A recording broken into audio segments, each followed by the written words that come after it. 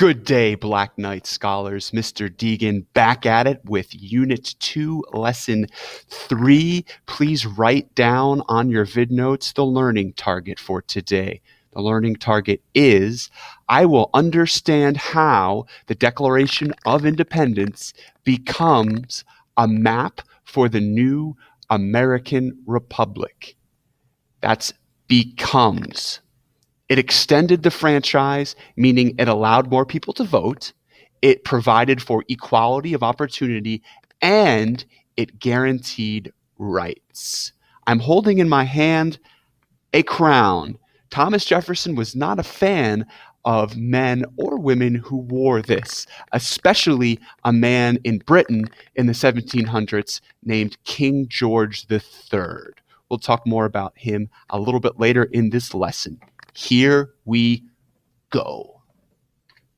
The Declaration of Independence, the eventual draft of the Declaration of Independence, authored by Thomas Jefferson of Virginia, reflected the ideas of Locke and Paine.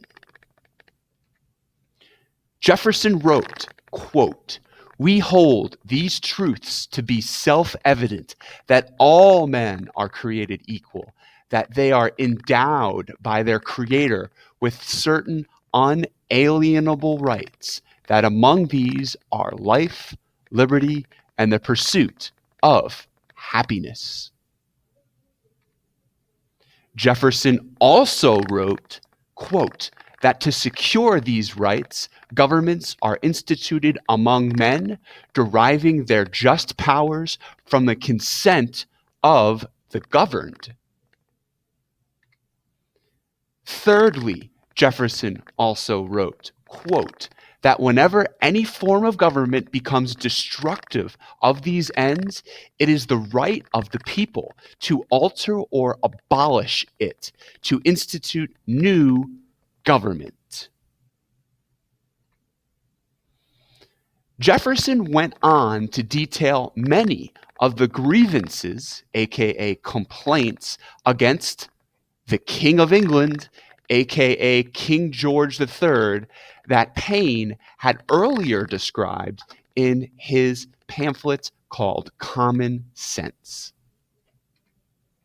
The key principles of the Declaration of Independence increased political, social, and economic participation for American citizens over a period of time. This is a long period of time, by the way. The first impact of the Declaration of Independence, more equal political participation, extending the franchise, aka right to vote, upholding due process of law. You deserve to have your day in court. Providing free public education. That's the first impact. The second impact, more social participation in society. Eventually, there was the abolishing of slavery. Eventually, there was the extending of civil rights to women and other minority groups. That was the second impact. Here's the third. More economic participation, regulating the free enterprise system, capitalism, promoting economic opportunity, and protecting property rights. That was the Declaration's third impact. And we are almost done.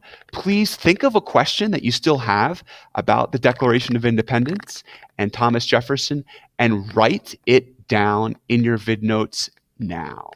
And when you're done writing that question, you are done with this lesson. This is Mr. Deegan. Until next time, see you soon.